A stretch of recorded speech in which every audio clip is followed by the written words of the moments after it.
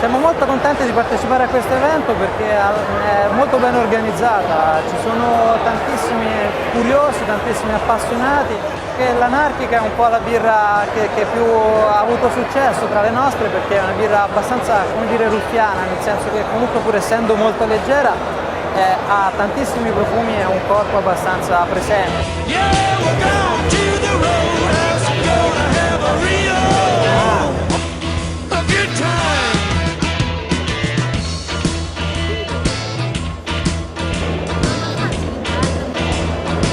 Ciao, sono Vanni Borin, proprietario del Drunken Duck Pub. Le nostre specialità sono le birre acide dal Belgio e i birrifici italiani. L'organizzazione è preparata, riesce a portare tanta gente e dopo sta a noi fare bella figura agli organizzatori oppure no.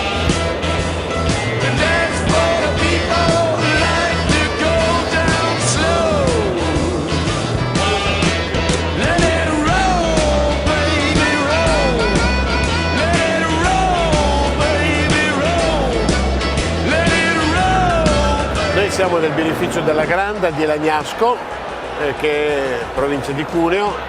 Presentiamo 6 tipi di birra, chiaramente tutte crude, tutte artigianali. Facciamo queste birre che sono su antica ricetta celtica, e sono la birra al miele, la birra all'erica, la birra all'ortica e la birra alla castagna. Noi partecipiamo a questo genere di eventi soprattutto con lo spirito di promuovere quello che è un discorso artigianale italiano rivolto a rivalutare quello che è la birra artigianale.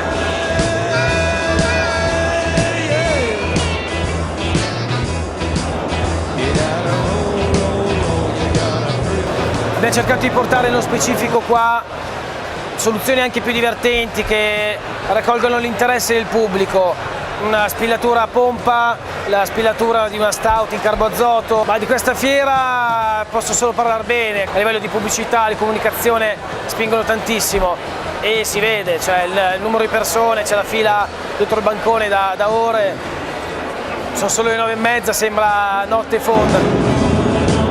Sì, ne abbiamo prese varie, queste le portiamo a Bologna con noi, ce le beviamo stasera fuori dal locale.